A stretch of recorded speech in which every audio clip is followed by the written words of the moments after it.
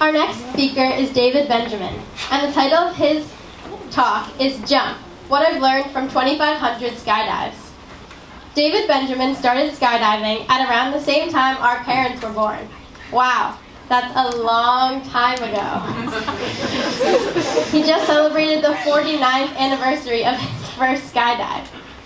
David lives in Kinnelon, recently finished a career as a computer geek, and is now raising service dogs for people with disabilities with his wife, hiking in the woods, and consuming ice cream.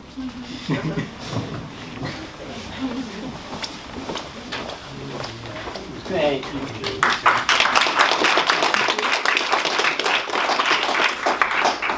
I'm not going to use the mic either. Again, if anybody has a problem, let me know, because I'm kind of a... I need the mic? No, I'm good. Okay. Thank you. So, that's pretty cool. So, for me, really the title of this is How Skydiving Changed My Life. Gina and I, my lovely wife, have the billiard ball theory of life, which is basically, that you go on your merry way and you meet somebody new, and that knocks your billiard ball of life a little bit that way, or you start doing something a little different and that moves your life that way, or you have an idea and that moves your life that way. So this was one of the biggest billiard ball strikes I think I've ever had. And it goes something like this. It began for me in the summer of 1967, when your parents were toilet training. And I was it was the summer between my junior and senior year of college, and my best friend, who remains my best friend, Dennis, and I were driving north on the Garden State Parkway. We had some place in Seaside for a couple of weeks, and stuck in traffic, as the Garden State Parkway always was. And we look to our left, and there are a couple of parachutes in the sky descending. Dennis looks at me and says, "Oh, we gotta do this." So I, being the more rational guy among us, said, "You know what? You're crazy. I'm never going to do this." He wasn't 21 yet. That was the age of majority back then. And there was no way we were getting parental permission under 21. But he was turning 21 in September, so sure enough, in October, early October, he says to me, "Hey Dave, how much money you got?" Which was always the beginning of adventures for us. He said, "Let's go jumping this weekend." I said, "Oh man," I think I used some bad words. I said, "You're out of your mind." And, but I said, "I tell you what, I'll go just for fun. I'll go, and I'll take the class. But there's no way I'm jumping out of a perfectly good airplane." Well, so first jump course was a 3-hour event, and as soon as I showed up there, I remember there was some magic about the people. The people who were the jumpers were just a good group of guys and gals, although back then there weren't as many. And we started taking first jump course, and in the process of taking first jump course, we see a very primitive movie of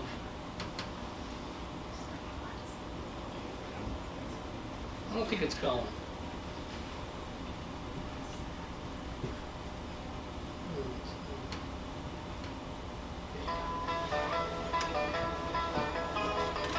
So we see a very primitive movie, and this was it. It was called Skydiving. This is a sport. And it sure looks it, right? And I still remember like it was 5 minutes ago. this scene of two people approaching, and pretty soon later on, they were trying to pass a baton from one to the other. And I'll tell you what, I looked at this and I said, holy, I gotta do this. And so it really inspired me. I went from you're crazy to I gotta do this. And that, my friends, was the billiard ball. And landing looked so cool, and you know, all of this. So very, very sweet. Look at that. How can people do that? So, back then you had to make the sequence of events to get off instruction was, does anybody know what a static line jump is? Static line. So if you imagine those World War II jumpers going out of the plane, you do. Oh, you know. I wasn't alive then. Yeah. But the World War II type jumpers, they went out of a plane like this. There was a line attached to their backpack. And that line was attached to the plane. So as they left the airplane, the parachute started to deploy right away. Okay? And the way they taught skydiving back in the 60s was you had to make at least a minimum of 5 good skydives in a row, which was basically, seems very simple, but basically the plane's going that way, I got a little step out here, a hand here, and a hand on the door, and I go out like that. Not hard. You had to make 5 good ones in a row, the last 3 of which had to be, they had a ripcord handle, not attached to anything, and you had to make 3 good dummy ripcord pulls in a row, and then you graduated to, you made your first free fall. I made mine on my 6th jump. I was a good student. That was the only thing I was a good student at. And so you made my first free fall, and then went on to a few 5-second delays, which was basically 1 1,000, 2 1,000, 3 1,000, look, reach, pull. 5 seconds is a long time when you're scared to death. And so you had to make 3 good 5s, 3 good 10-second delays in a row. They started teaching you how to turn and whatnot, and then 3 good 15s in a row, and boom, you were off instruction. Well, needless to say, it was fabulous. I couldn't believe how delicious it was. And once you were off instruction, you could start to do relative work like that. And I'll never forget one of the 100 jump wonders back then came to me right after I got off instruction, and he said, "Hey, how would you like to do some relative work?" Well, I thought relative work was going to see your cousins. But relative work was this: getting together, leaving the plane as close as you could to each other, and then flying toward each other, and meeting, holding hands, hooking up.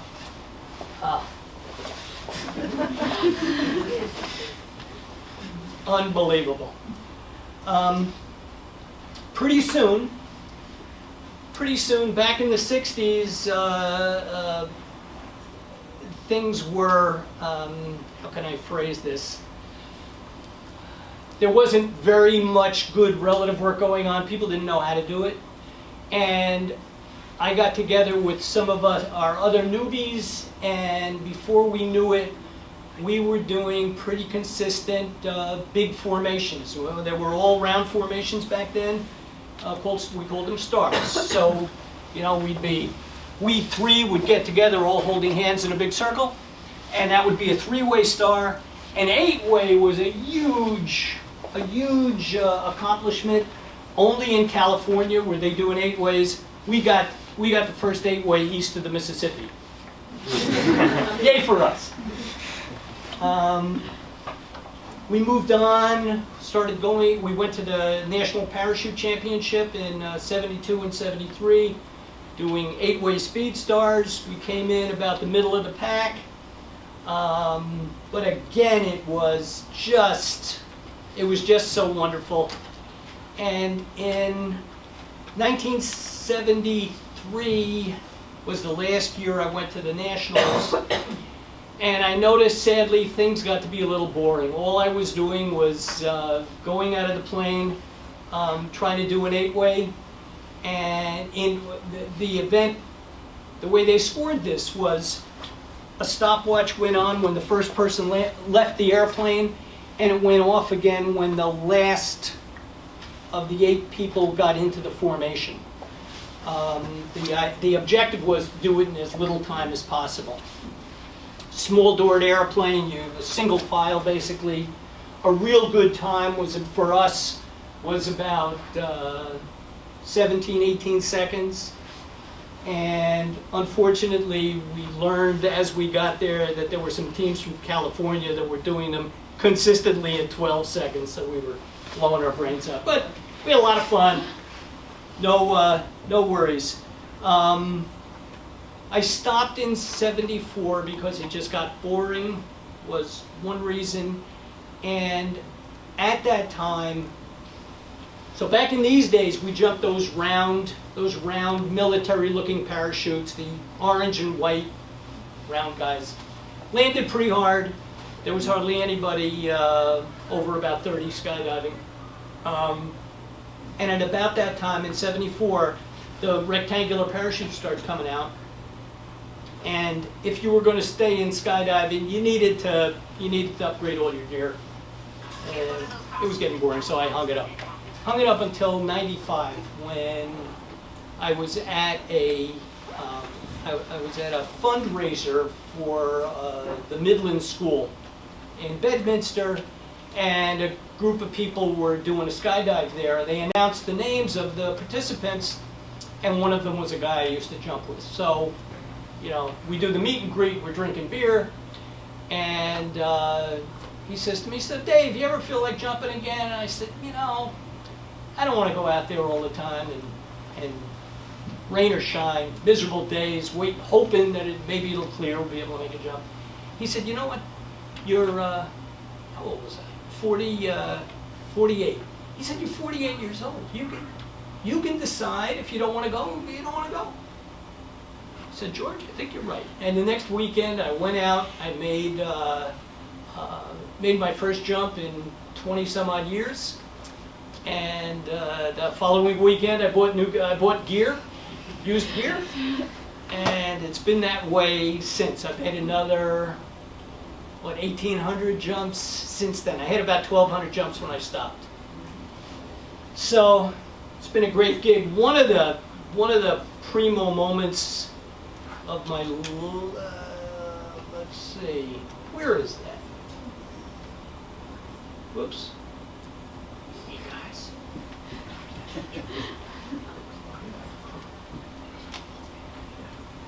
Oh, there it is. Okay, thanks. So one of the, this is one of the great moments, was, this is a night skydive that we did in 2000. It's a 50-way, 50 people. And in order for any skydive to be a record breaker, you have to successfully jump the dive you planned. So every slot, you've got to be in the slot you intended to be, and so does everybody else. That's a record that's one of the oldest records in skydiving. This one still stands. They tried to break it just 2 weeks ago and didn't. Very proud of that. Yes, I am. Where am I? Where am I? I'm the cute one. I didn't have this. I did not have this jumpsuit. I think this is. Yeah, that's.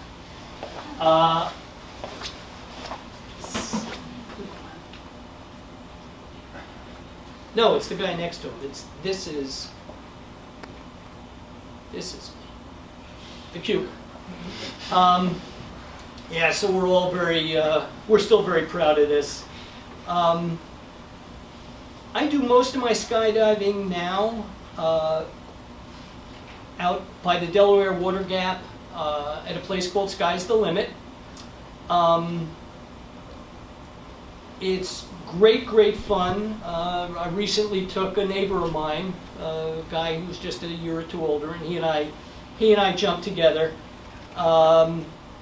People nowadays, however, they do tandem skydives.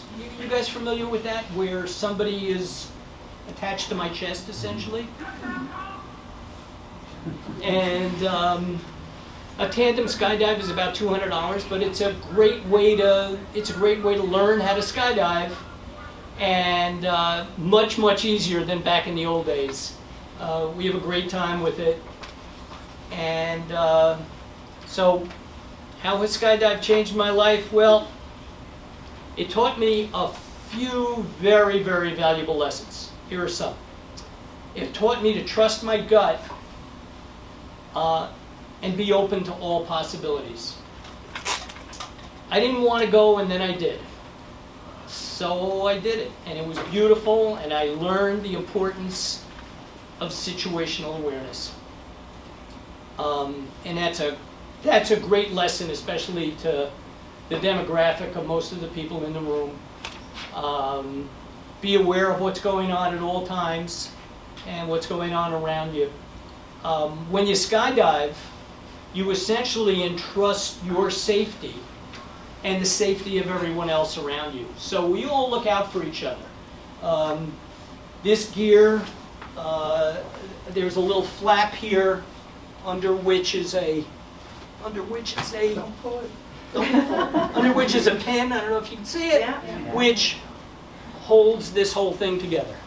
So my main is down here. We give each other pin checks, so as we go to altitude or as we're almost there, everybody is checking each other's rigs. We make sure this is connected.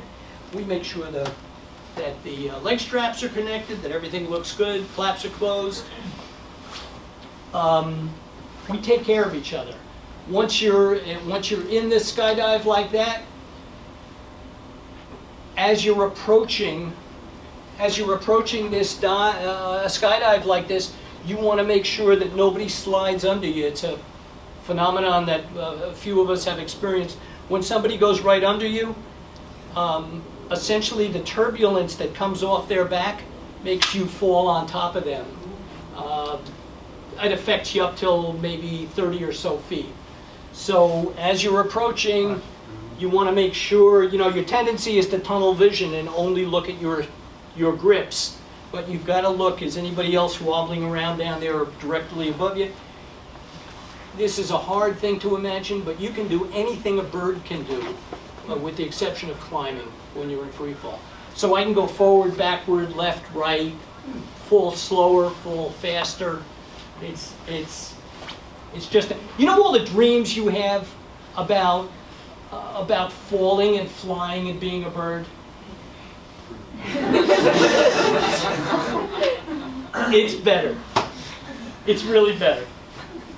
So we look out for each other. Once you're opened, once your parachute is opened, you got to be very careful. Just like an airplane, we fly a pattern into a landing area. Man, you definitely don't want to be in contact with anybody. So before we make a turn, I'm looking. The expression is keep your head on a swivel. Look around, nobody around you, make the turn.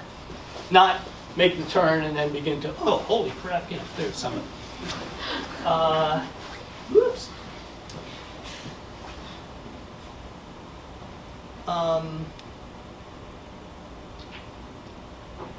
Once you're under canopy, the world is beautiful. It's very zen. The billiard balls of life also, in addition to all the fun I've had these past almost 49 years, is Gina. I met my wife only because one of the guys I skydive with, it's his sister. And if it weren't for jumping, or what? He's your brother. He's your brother. And if it weren't for jumping, we would never have gotten together, and that's the best thing that's ever happened to me. The people in skydiving are both wonderful and different. We're generally bright, except for me.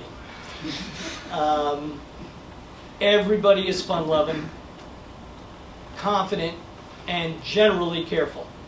Believe it or not, and lovers of life and lovers of each other.